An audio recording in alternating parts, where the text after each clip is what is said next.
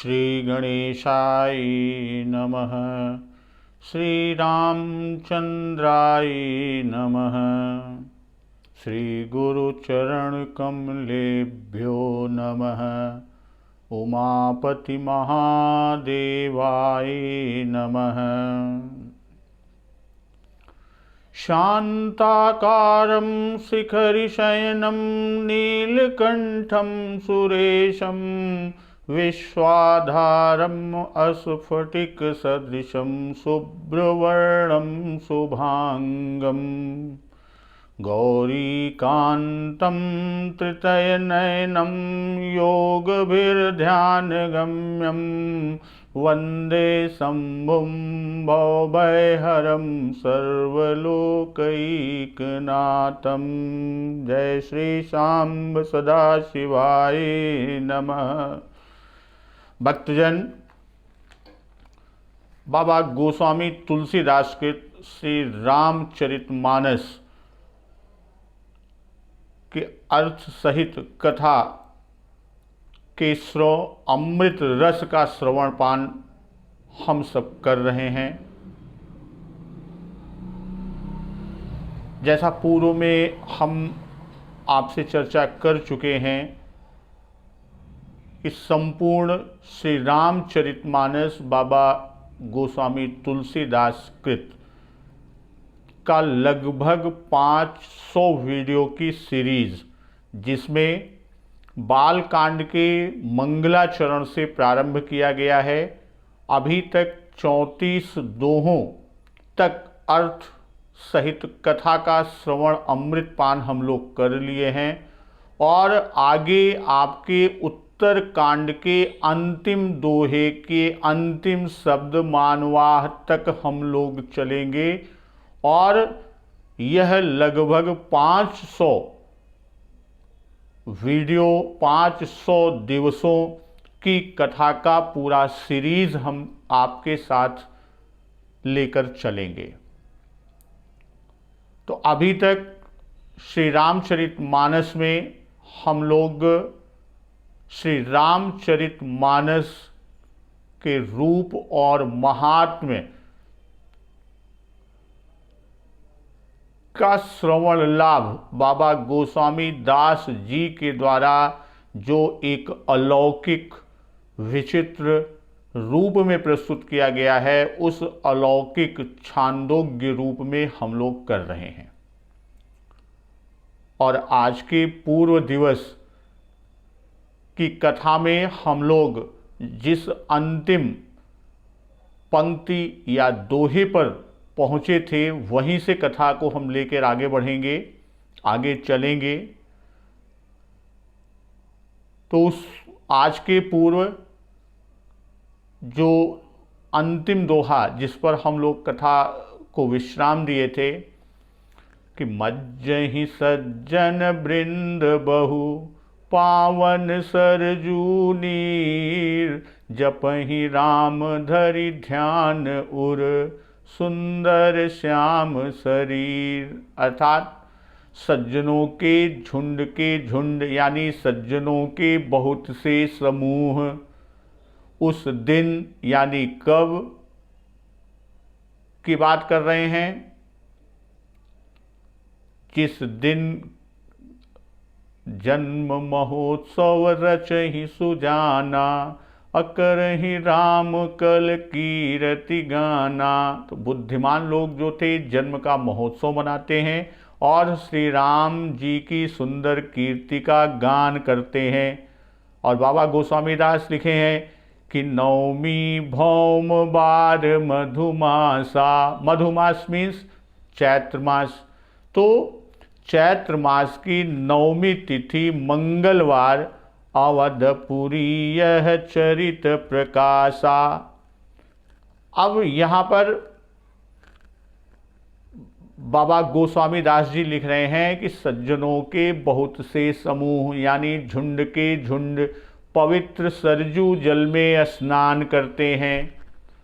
मज्जहि सज्जन वृंद बहु पावन सरजू नीर जपहि राम धरि ध्यान उर सुंदर श्याम शरीर, और हृदय में प्रभु के सुंदर श्यामल शरीर को ध्यान में करके उनके नाम का जाप करते हैं या श्री राम नाम को जपते हैं। बाबा गोस्वामी दास जी यहाँ बतलाते हैं कि हमें इस दोहे के क्रम में कि हमें उस दिन क्या करना चाहिए। यानी जितने भी राम जी के उपासक हैं उनको श्री सरयू स्नान करके रामचंद्र जी के श्याम शरीर का जैसा श्री रामचरितमानस में वर्णन किया गया को ध्यान करके प्रभु श्री राम के नाम का जाप करना चाहिए। अब यहाँ एक बात हो सकती है कि जो महोत्सव के रूप में मनाया जाता है तो महोत्सव के पीछे स्नान को लिखा है। जन्म महोत्सव रचहि सुजाना, अकरहि राम कल कीर्ति गाना। तो बुद्धिमान लोग जन्म का महोत्सव मनाते हैं और श्री राम जी की सुंदर कीर्ति का गान करते हैं। तो अब यहाँ महोत्सव के बाद उसके पीछे स्नान को लिखा। तो बाबा गोस्वामी जी का यह लिखने का भाव कि अवभृत स्नान करते, यानी यज्ञ में दीक्षा के अंत में जो विधि पूर्वक स्नान होता है, जब भी कोई यज्ञ होता है तो यज्ञ में दीक्षा के अंत में जो विधि पूर्वक स्नान होता है उसे अवभृत स्नान कहते हैं। दीक्षांतो अवभृतो यज्ञ, ये अमरकोश में उल्लिखित है। या दधिकांदौ करके स्नान करते हैं कि जपहि राम धरि ध्यान उर, असुंदर श्याम शरीर।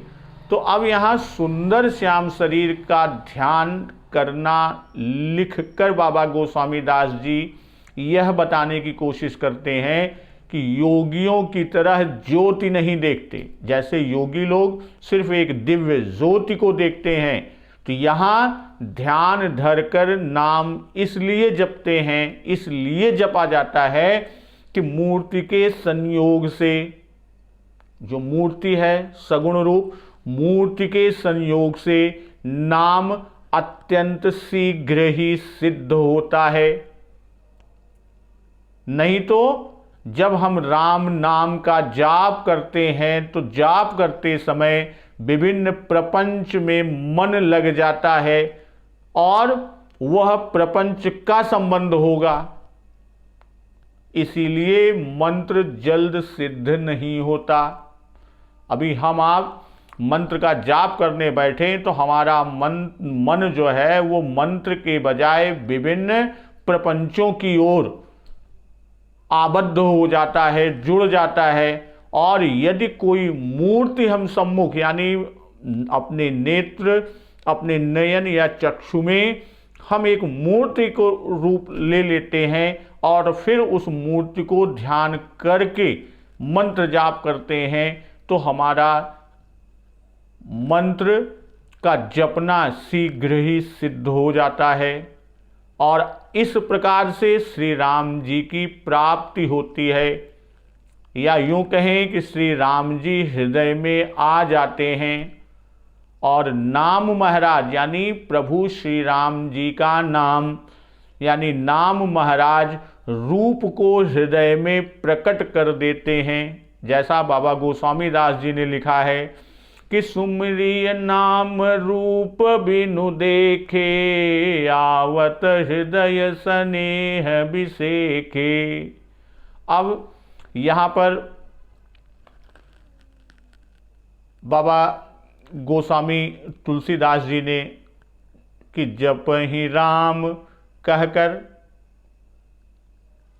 जपहि राम धरि ध्यान उर, तो जपहि राम कहकर कि राम राम अर्थात राम नाम जपना कहा है, राम नाम जपना कहा। तो राम नाम मंत्र है, महामंत्र जोई जपत महेशु। बाबा गोस्वामी दास जी उल्लेख किए हैं कि मंत्र शब्द का यहां भाव क्या है। मंत्र बार बार शब्द आता है, जो मनन करने से जापक यानी जप करने वाले को तार दे। मंत्र क्या है? मंत्र वह है जो मनन करने से जापक अर्थात जप करने वाले को तारता है, वही मंत्र है। तो मनन मंत्र के अर्थ का अर्थात मंत्र के देवता के रूप गुण ऐश्वर्य आदि, मंत्र के अर्थ का यही रूप भाव होता है। मंत्र वाचक होता है। मंत्र वास्तव में देखा जाए तो क्या है? मंत्र वाचक होता है और अर्थवाच्य होता है। तो यहां राम मंत्र हैं और श्री राम जी उसके वाच्य हैं। तो जब मुख से राम नाम का उच्चारण होगा और साथ ही वाच्य श्री राम जी का ध्यान हृदय में होगा तो वह शीघ्र ही फलप्रद होगा। तो उसी के आगे आज की कथा को बढ़ाते हैं कि दरस परस मज्जन अरूपाना, हरई पाप कह वेद पुराना। नदी पुनीत अमित महिमायति, कही न सकई शारदा विमलमती। दरस परस मज्जन अरूपाना, और हरई पाप कह वेद पुराना, यानी वेद पुराण कहते हैं, कह वेद पुराणा। तो अब वेद और पुराण कहते हैं कि सरजू जी का दर्शन, स्नान और जलपान पापों को हरता है। दरस परस मज्जन अरूपाना, उसका दर्शन करना, उसका स्पर्श, दरस दर्शन, परस स्पर्श, मज्जन स्नान, अरूपाना और जलपान, हरई पाप यानी पाप को हरने वाला। किसने कहा? कह वेद पुराना, यानी वेद और पुराण कहते हैं।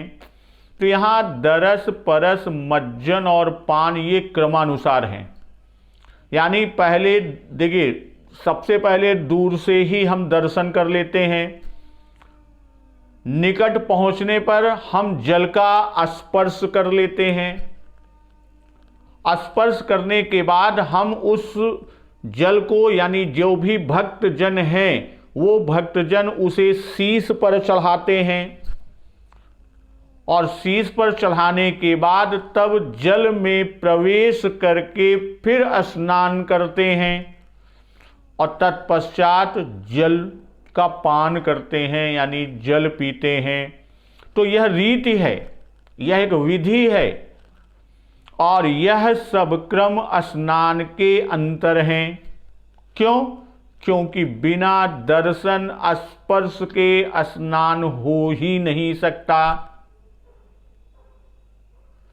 क्यों?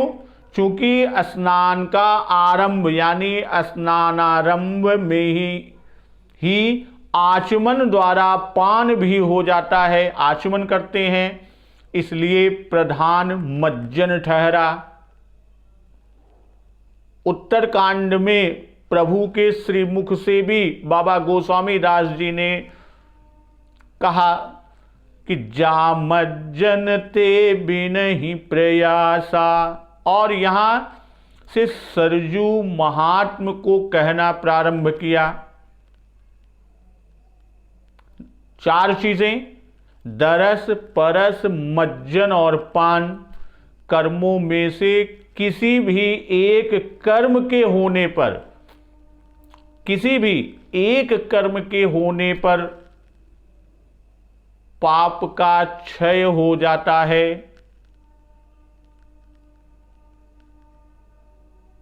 अब यहां पर दरस से श्री स्वरूप और श्री सरयू दर्शन, परस से जन्मभूमि की धूल का स्पर्श, और पान से श्री चरणामृत या सरजू जल जी के जल का पान।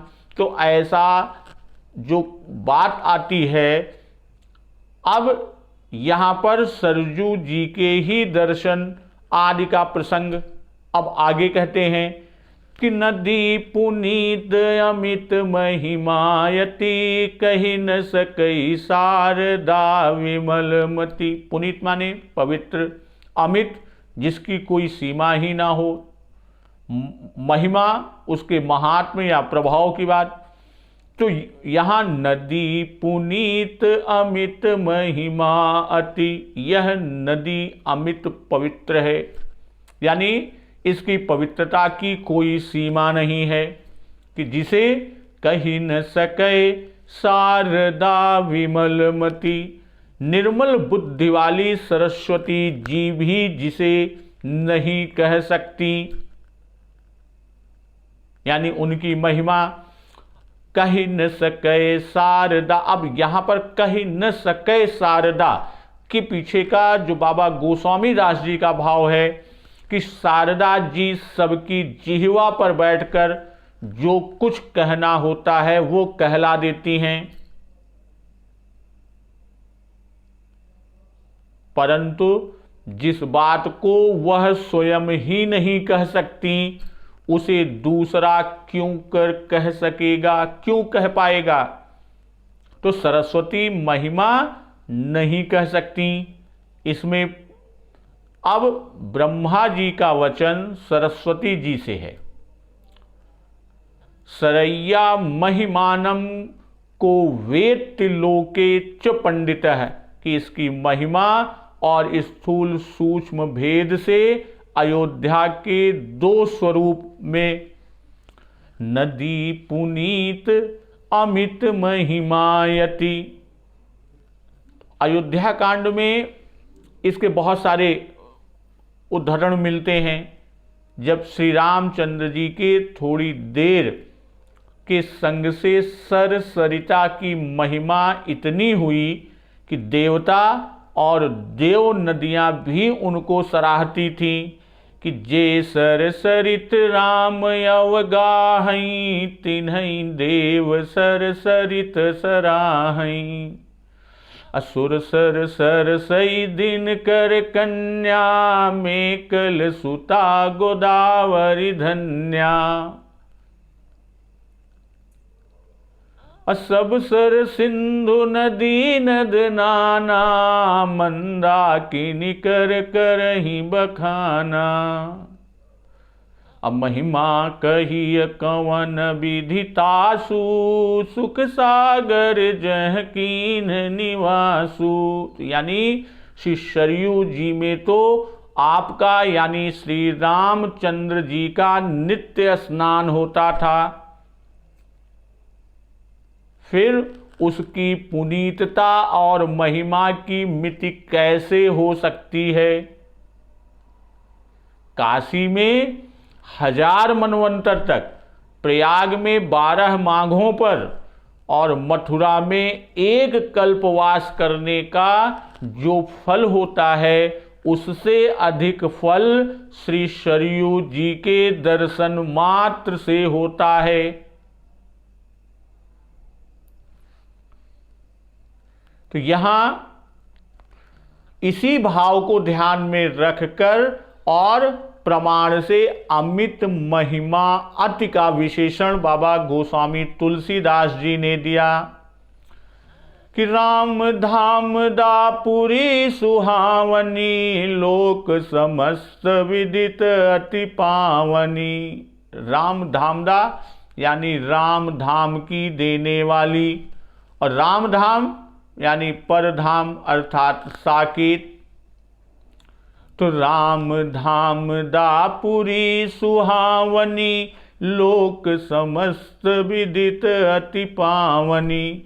यह शोभायमान अयोध्यापुरी श्री रामचंद्र जी के परम धाम की देने वाली है। आलोक समस्त विदित अति पावनी, और सब लोकों में प्रसिद्ध है और अत्यंत पवित्र है। तो यहां पापी को राम धाम नहीं प्राप्त होता, इसलिए प्रथम पाप का नाश होना कहा।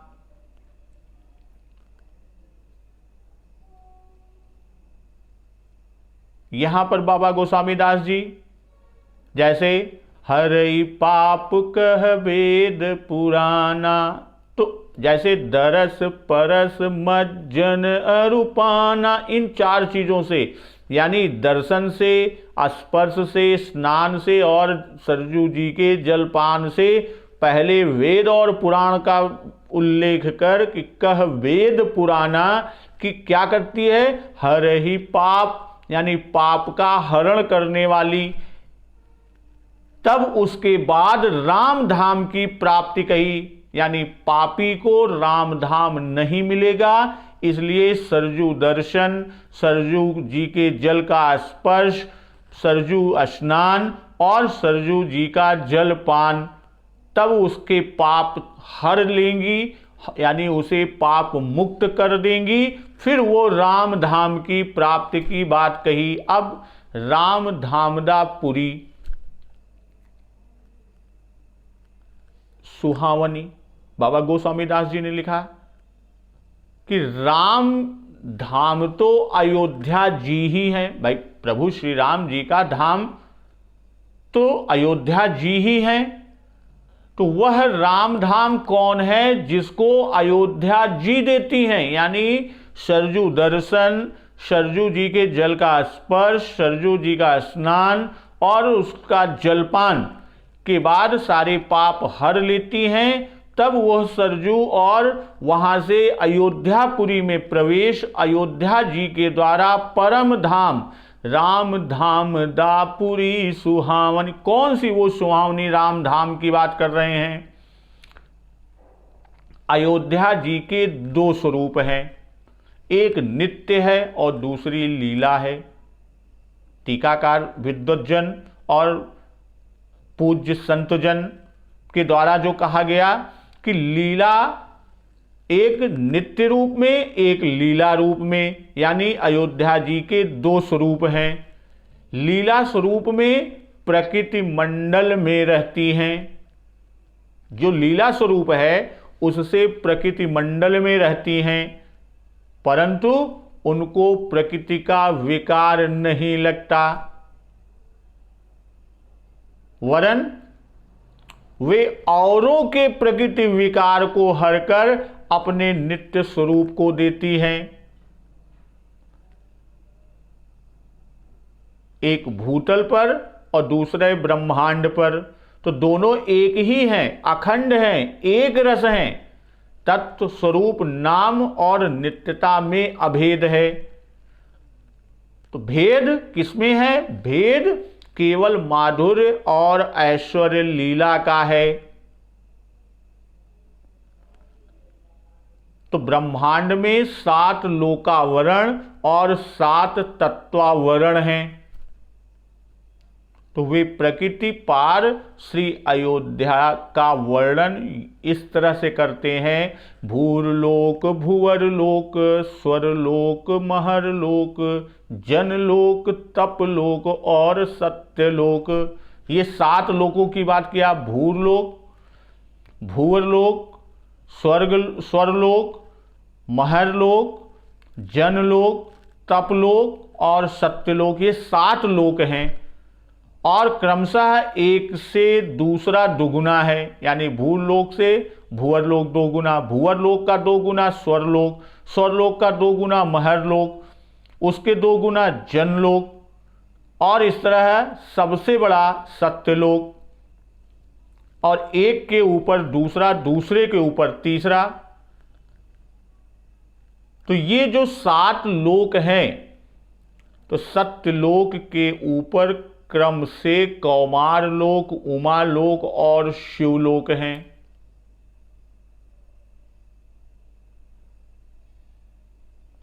तो अब यहाँ पर जो बाबा गोस्वामी दास जी लिखते हैं कि राम धाम दापुरी सुहावनी, अलोक समस्त विदित अति पावनी।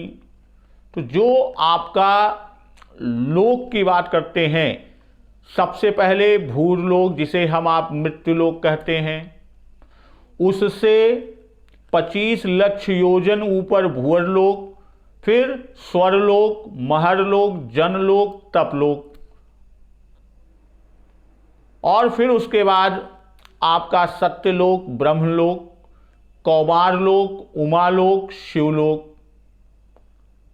तो इस तरह सबसे ऊपर जब हम जाते हैं तो वासुदेव लोक चतुर्व्यूह भगवान जहां रहते हैं और श्री रामचंद्र जी का घनीभूत तेज होता है।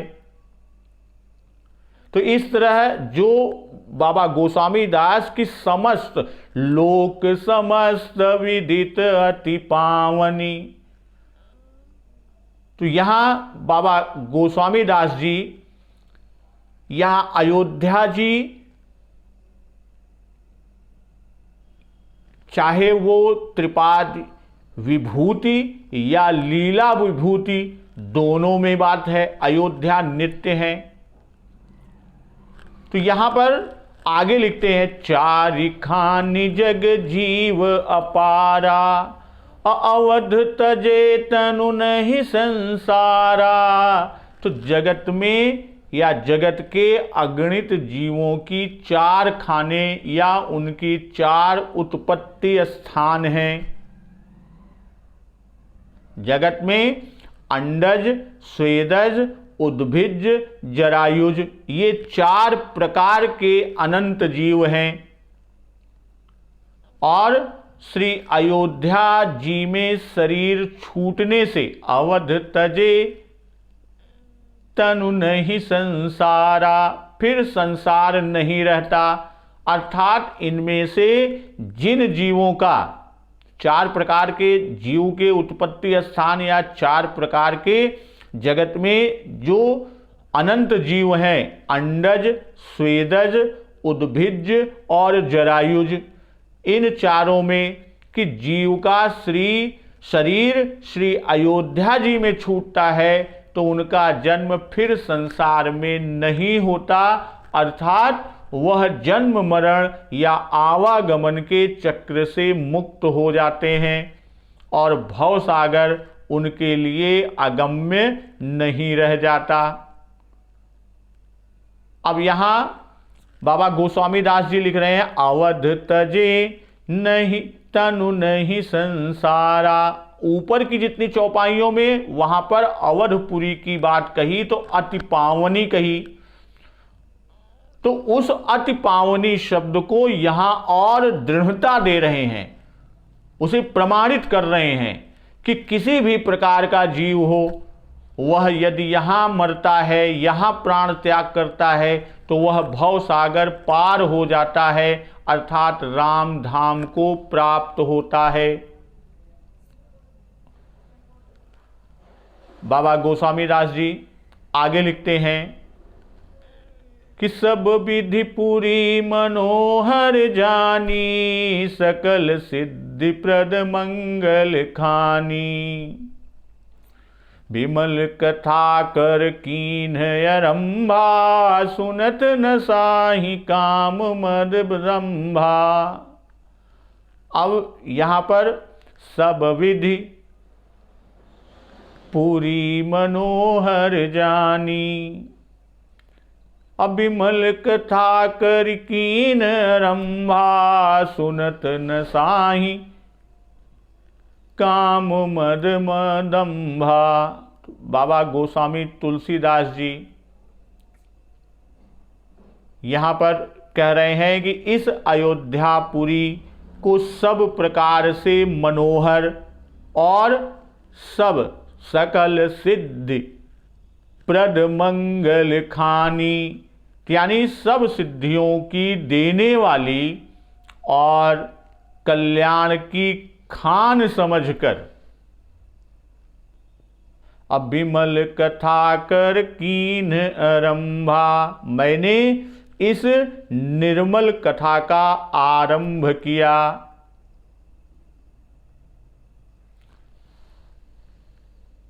असुनत न साहि काम मद दंभा, जिसके सुनने से काम मद और दंभ नष्ट हो जाते हैं, उनका नाश हो जाता है। तो अब बाबा गोस्वामी दास जी की सब विधि पूरी मनोहर जानी, यहाँ ब्रह्म का अवतार हुआ, सब तीर्थ यहाँ आते हैं, यहाँ राम जन्म का महोत्सव होता है जिसमें देवता आदि सभी सम्मिलित होते हैं और राम धाम की देने वाली अति पावनी है, अर्थात सब सिद्धि और सब मंगलों को देने वाली है। तो सरजू जी हैं जो सब पापों का क्षय करके सामीप्य मुक्ति की देने वाली हैं और श्री राम जन्म के सब योग हैं। इस तरह यह रामचरितमानस मनोहर है। सब विधि पूरी मनोहर जानी, असकल सिद्धि प्रद मंगल खानी, अब विमल कथा कर कीन। अब यहां पर विमल शब्द पद दिया और फिर कहते हैं विमल कथा कर कीन आरंभा, कि कथा निर्मल है इसलिए इसके अवतार के लिए विमल स्थान भी होना चाहिए, इसीलिए यह पुरी मानस के अवतार के योग्य है।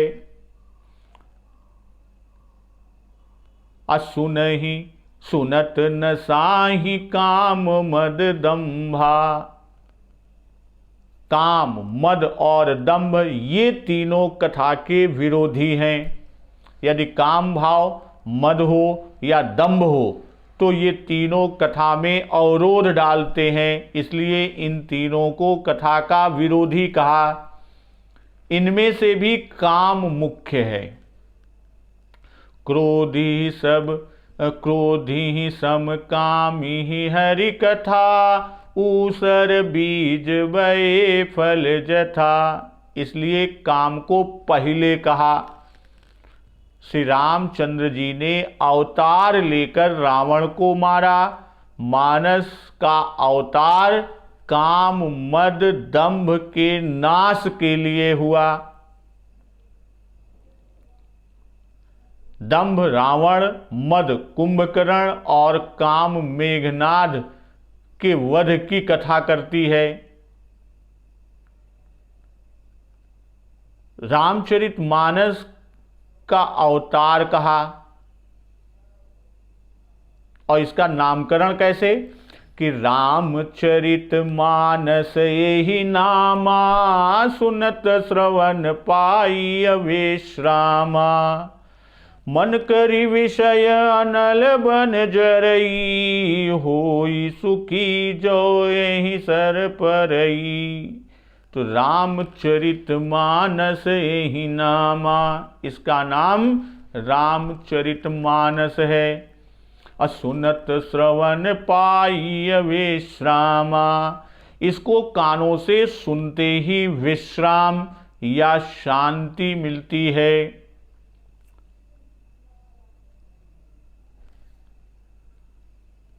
बाबा गोस्वामी तुलसीदास की इस ग्रंथ का यानी श्री रामचरितमानस का आविर्भाव कहकर अब नाम कह रहे हैं कि श्री रामचंद्र जी का नामकरण संस्कार वशिष्ठ जी के द्वारा हुआ और मानस का शिव जी ने नाम रखा।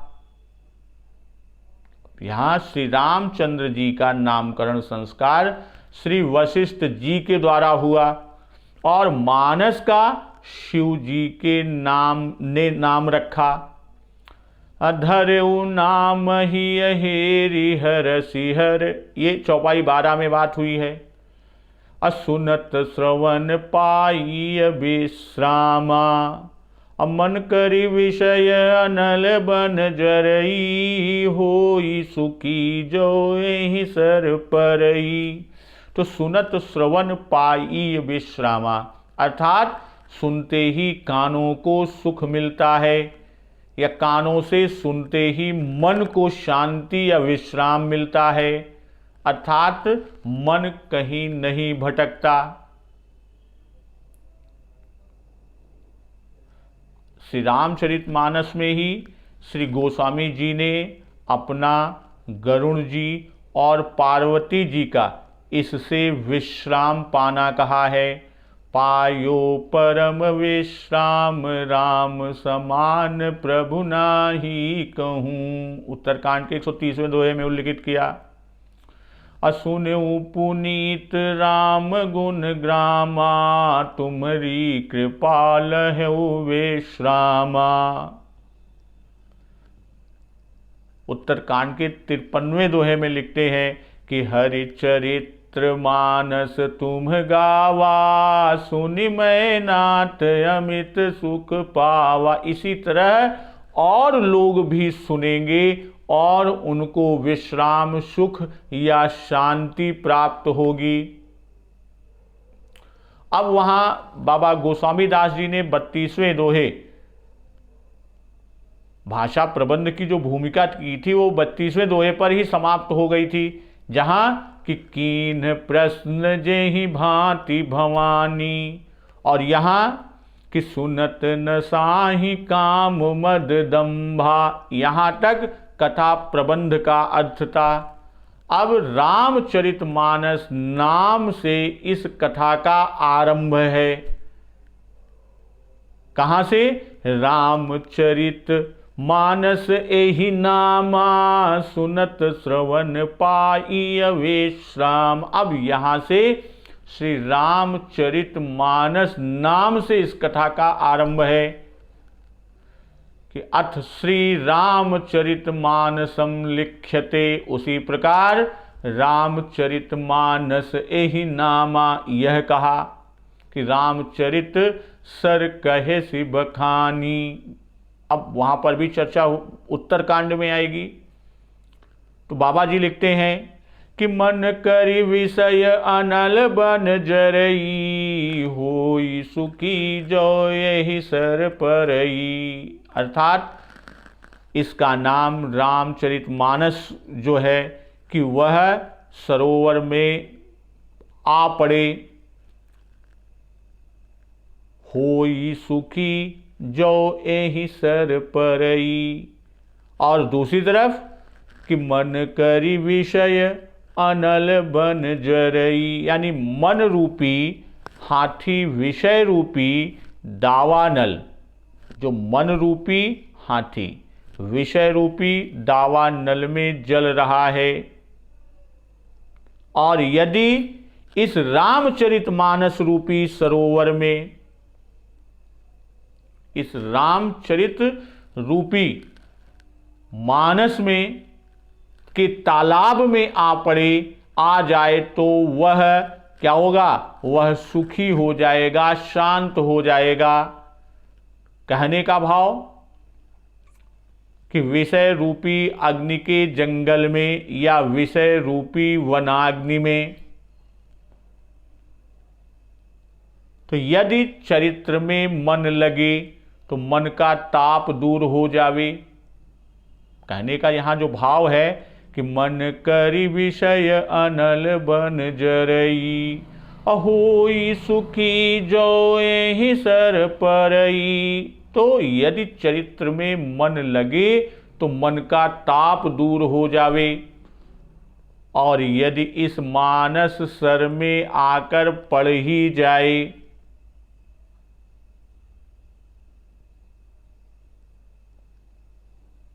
तो फिर इतना सुख मिले कि जो ब्रह्म सुख से भी अधिक होगा।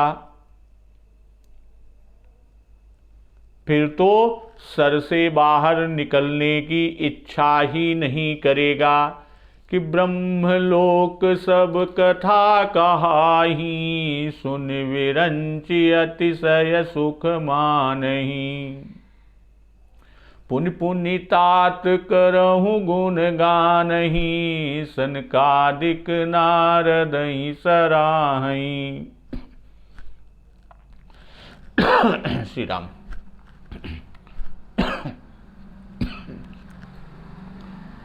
सुनि विरंचि अतिशय सुख मानही, पुनि पुनि तात करहु गुण गानही। सुनि गुण गान समाधि बिसारी, सादर सुनहि परम अधिकारी। जीवन मुक्त ब्रह्म पर चरित सुनहि तज ध्यान। अब यहाँ पर बाबा गोस्वामी दास हरहि चरित हरहि राम चरित सब आए, अप्रेम पुलक लोचन जल छाए। मगन ध्यान रस दंड जुग पुनि मन बाहर कीन, रघुपति चरित महेश तब हर्षित बरनई लीन। अब यहाँ पर परई शब्द का उल्लेख बाबा गोस्वामी दास जी ने किया है। किसमें? हो ही सुखी जो एहि सर परई। तो परई शब्द का उल्लेख किया। परई शब्द किस रूप में सार्थक होगा? हाथी की तरह इसमें पड़ा ही रहे, बाहर न निकले, तब सुख प्राप्त होगा। अर्थात मन विषयाग्नि में जल रही, यानी विषय रूपी अग्नि में जल रहा है और इसी से सर में सुख पाना कहा। जो अति आतप व्याकुल होई, तरु छाया सुख जानई सोई। जो अत्यधिक व्याकुल होगा वही पेड़ की छाया के सुख को जानेगा।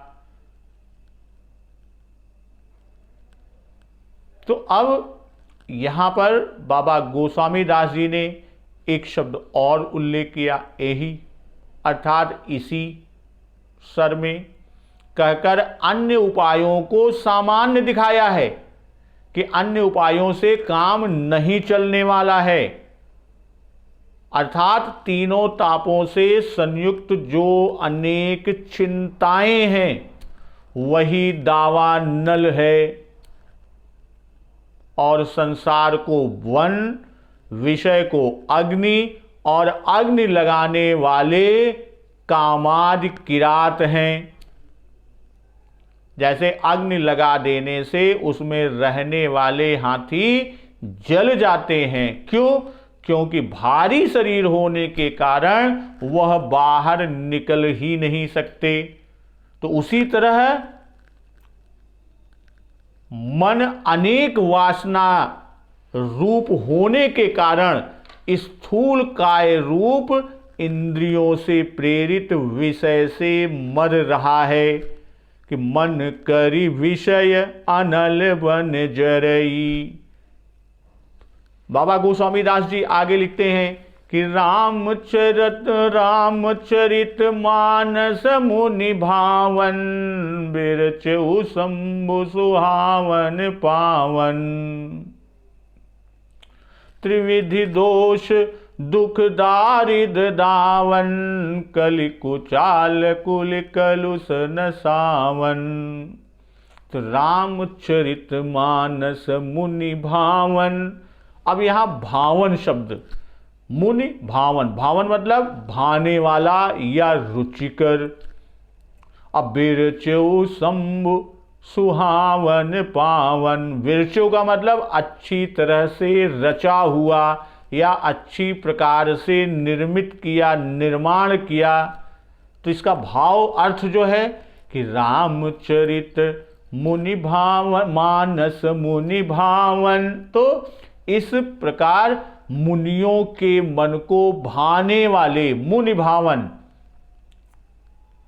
सुहावने और पवित्र श्री रामचरितमानस की रचना शिव जीने की बिरचो शंभु सुहावन पावन, यानी सुहावने और पवित्र श्री रामचरितमानस की रचना बिरचो, उसे रचा, उसका निर्माण किया किसने? शंभु अर्थात भूत भावन भगवान शिव शंकर जी ने किया। अब वहां बाबा गोस्वामी दास जी चौपाई दोहा 34 के क्रम में लिखे हैं कि संबत 1631 करऊं कथा हरिपद धरि सीसा, से लेकर धरेऊ नाम ही हेरि हरसी। अब यहां तक कि जो बात बाबा गोस्वामी तुलसीदास जी ने कही, उसमें श्री रामचरितमानस और श्री रामचंद्र जी दोनों में समता व एकता को दिखाई है। और रामचरितमानस मुनि भावन, अब मुनि भावन कहकर सूचित किया कि यह शांति रस से परिपूर्ण है। अब बिरचौ शंभु से ईश्वर कोटि वालों का रचा हुआ, सुहावन से काव्यालंकार आदि गुणों से परिपूर्ण अर्थात दोष रहित, और पावन से कि इसमें पवित्र राम यश वर्णन होना बताया है। और सुहावन पावन बिरचौ शंभु सुहावन पावन, यानी अपने स्वरूप से है और सेवक के त्रिविध दोष और दुख को नाश करने वाला है। तो यहां पर बाबा गोस्वामी दास जी त्रिविधि दोष दुख दारिद दावन, कलि कुचाल कुल कुल कलुष न सावनी। अब यहां त्रिविध का मतलब 3 प्रकार का, दारिद दरिद्रता, कुली यानी सब, दावन दमन या नाश करने वाला। तो अब त्रिविधि ताप भव दाप दावनी, उत्तरकांड में इसका उल्लेख मिलेगा। अजातु धान दावन परावन को दुर्ग भयो, दावा नल के समान जला डालने वाले हनुमान बाहुक में उल्लेख किए हुए हैं। तो यहां जो अर्थ निकलता है कि त्रिविधि दोष दुख दारिद दावन, तीनों प्रकार के दोषों, दुखों और दरिद्रता का दमन, तथा कलि कुचाल कुल कलुष न सावन, और कलि के सब कुचालों और पापों का नाश करने वाला है। त्रिविधि दोष दुख, पाप का फल दुख है, करहि पाप पावहि दुख। तो यह 3 प्रकार का, जे नाथ करि करुणा बिलो कहीं त्रिविध दुख ते निर्भय, जन्म जरा और मरण, ये 3 दुख हैं। कौन कौन से? जन्म जरा और मरण, ये 3 दुख हैं। मन कर्म वचन से किए हुए 3 प्रकार के दोष हैं। मन कर्म और वचन से किए हुए 3 प्रकार के दोष हैं। अर्थात जो किसी ने हमको दिया नहीं उसका ले लेना, अर्थात चोरी, अविहित हिंसा या पर स्त्री सेवन, ये 3 कायिक पाप हैं या 3 शारीरिक दोष हैं। कठोर, झूठे, चुगली और परस्पर भेदनशीलता वाले या आपस में फूट डालने वाले या अव्यवस्थित, ये 4 प्रकार के वचन वाचिक पाप हैं। कौन कौन से? कठोर, झूठे, चुगली और परस्पर भेदनशीलता वाले, आपस में फूट डालने वाले और अव्यवस्थित, ये 4 प्रकार के वचन वाचिक पाप हैं। पर द्रव्य का चिंतन, अर्थात दूसरे का धन उसके प्राप्ति की इच्छा करना, मन से किसी का अनिष्ट सोचना, झूठा अभिमान यानी मिथ्या का आग्रह, ये 3 मानसिक पाप हैं। कौन कौन से मानसिक पाप हैं? पर द्रव्य का चिंतन, अर्थात दूसरे के धन के प्राप्ति की इच्छा करना, पहला। मन से किसी का अनिष्ट सोचना, मन ही मन सोचे कि ये हो जाए, ओकर वो हो जाए, ऐसा हो जाए, भगवान ऐसा करते हैं, यानी मन से किसी का अनिष्ट सोचना, झूठा अभिमान, मिथ्या का आग्रह, ये 3 मानसिक पाप हैं। तो टीकाकार विद्वत जन कहते हैं तन, जन और धन 3 प्रकार के दरिद्र और दैहिक, दैविक, भौतिक 3 प्रकार के दुख लिखे हैं।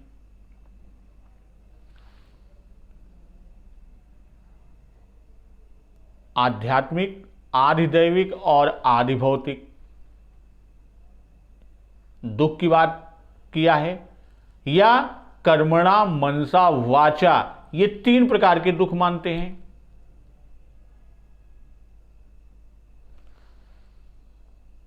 वही यहां मुनि भावन, सुहावन, पावन, त्रिविधि दोष, दुख, दारिद्र, दावन और कलि कुचाल, कलि कलुष, नसावन से कहा।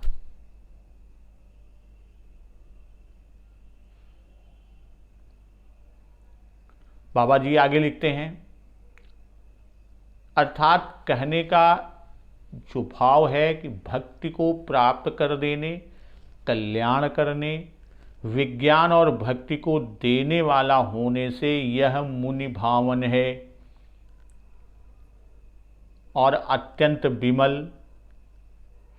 रामचरितमानस मुनि भावन, अबिरचौ शंभु सुहावन पावन, त्रिविधि दोष दुख दारिद्र दावन, अकल कुचाल कुल कलुष नसावन।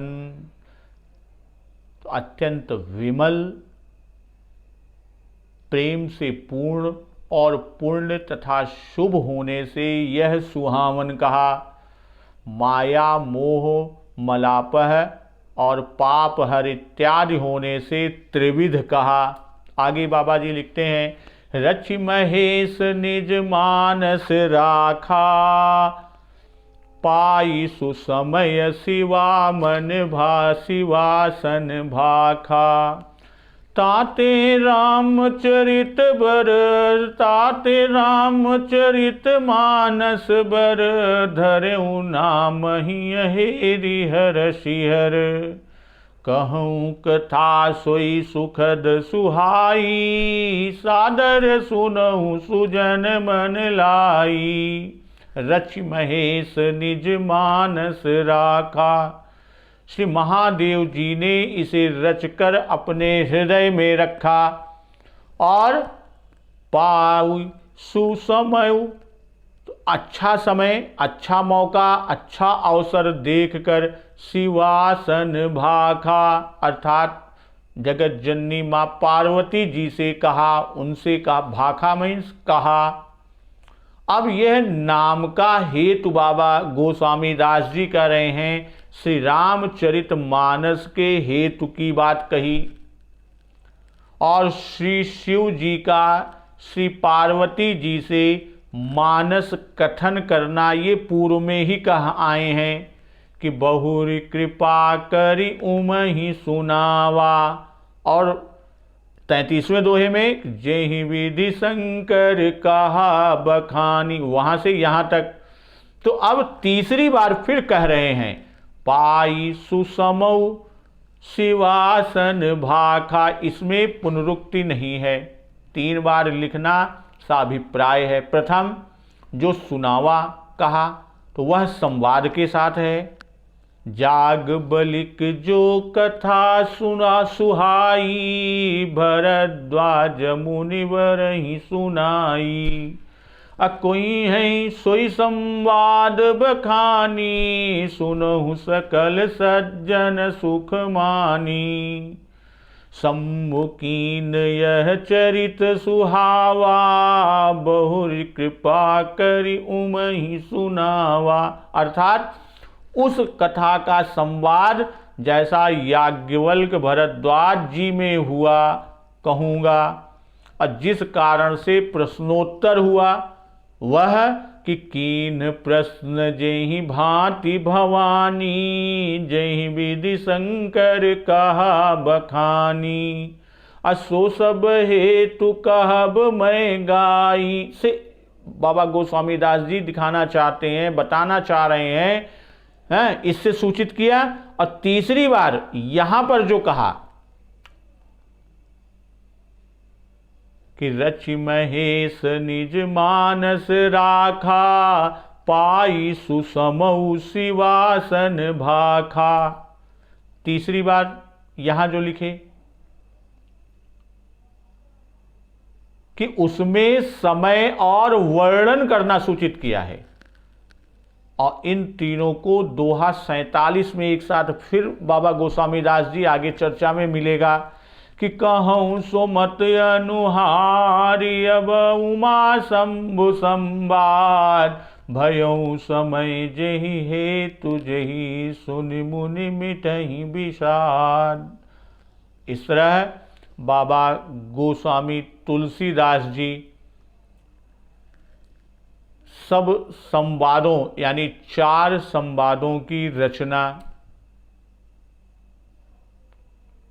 गोस्वामी तुलसीदास को स्त्री का उपदेश हुआ कब?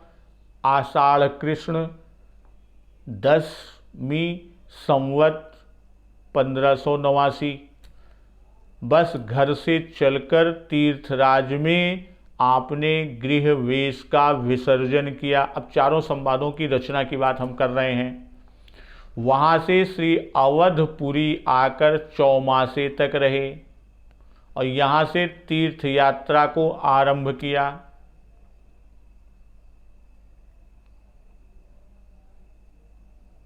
और इस तीर्थ यात्रा में ही भावी ग्रंथ की रचना की बहुत सारी सामग्री बाबा गोस्वामी जी को प्राप्त हुई।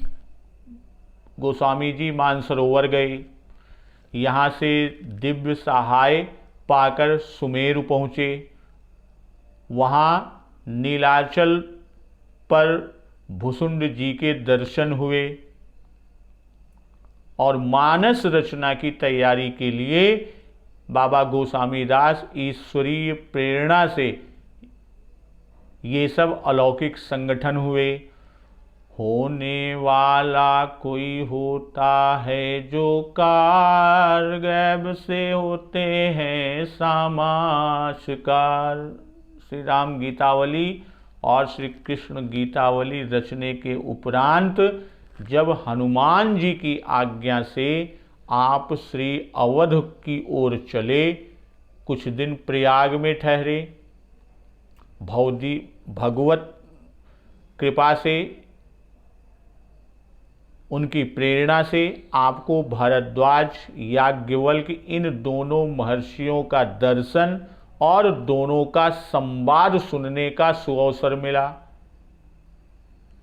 और जो जिस कोट की आत्माएं होती हैं उनके चरित्र भी उसी कोट के हो जाते हैं।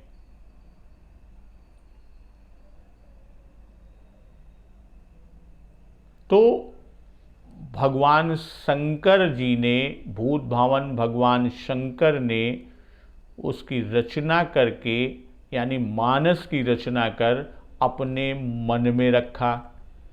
और जब उचित अवसर मिला, सुअवसर मिला, तब माँ जगदम्बा पार्वती से कहा। अब भगवान शंकर ने रचना कब की और पार्वती जी से कहने का वह सुअवसर कब आया? भगवान भूत भावन शंकर ने रामचरितमानस की रचना बहुत पहले कर ली थी या करके रखी थी। कभी लोमेश ऋषि से कहा, लोमेश जी ने कागभुसुंड से, और तब कहा जब उनके ही शाप से वह कौआ हुए, और कौआ हो जाने पर कथा सुनकर वह उत्तराखंड में रहने लगे। 27 कल्प बीतने पर गरुण जी को उन्होंने वही कथा सुनाई। यहाँ बसत मोहि सुनुख गई सा, बीते कल्प 7 अरु 20। 27 कल्प।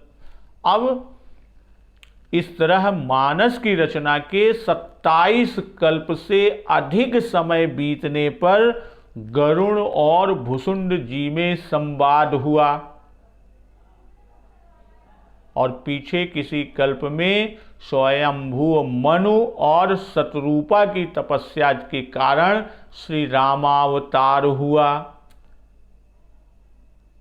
क्योंकि गरुण भुसुंड संवाद में ही नारद मोह की ही चर्चा है, और नारद मोह वाली घटना मानस की रचना से भी पहले की है।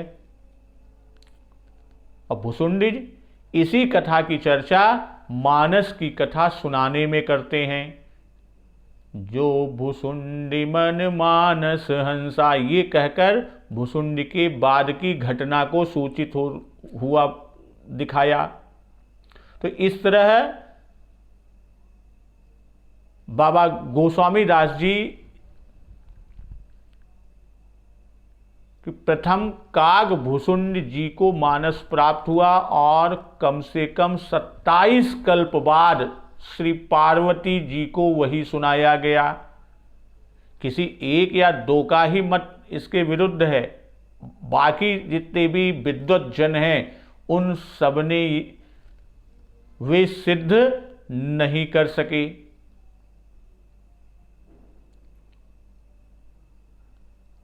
तो ताते रामचरित मानस बर, धरेउ नाम ही हेरि हर सिहर। इसलिए श्री शिव जी ने हृदय में खूब सोच विचार कर, मंथन कर, हर्षपूर्वक इसका सुंदर रामचरित मानस नाम रखा। अब यहां ताते रामचरित मानस बर, ताते अर्थात रचकर अपने मानस यानी मन में रखा, इससे तथा जैसे वह मानस सर ब्रह्मा ने मन से रचा और उसमें भगवान के नेत्रों से निकला हुआ दिव्य जल रखा, तब से उसका नाम मानस सर हुआ, जो सुहावन पावन है।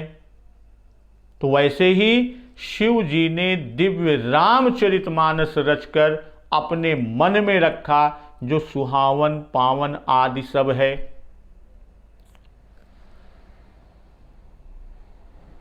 कहूँ कथा सोई सुखद सुहाई, सादर सुनऊँ सुजन मन लाई। तो यहाँ बाबा गोस्वामी दास जी लिख रहे हैं कि मैं उसी सुख देने वाली और सुहावनी रामचरितमानस कथा को कहता हूँ। तो सादर सुनहु सुजन मन लाई। हे सज्जनों, आदर पूर्वक मन लगाकर सुनिए। तो गोस्वामी जी ने यहाँ 3 संवादों का बीज बोया। वही अब क्रम से कहते हैं। पहले श्रोता वक्ता के नाम, फिर उसके बाद संवाद के स्थान। तो इस चौपाई में गोस्वामी जी के श्रोता और उनका संवाद स्थान सूचित किया गया। कहूँ कथा सोई सुखद सुहाई, सादर सुनहु सुजन मन लाई। तो यहाँ मन लाई का आशय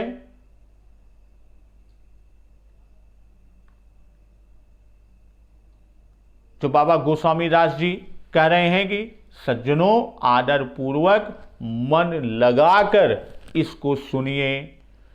अजस मानस जेहि विधि भयऊ, जग प्रचार जेहि हेत, अब सोई कहूँ प्रसंग सब, सुमिर उमा वृषकेत। तो यह रामचरितमानस जैसा है, जिस प्रकार बना है और जिस हेतु से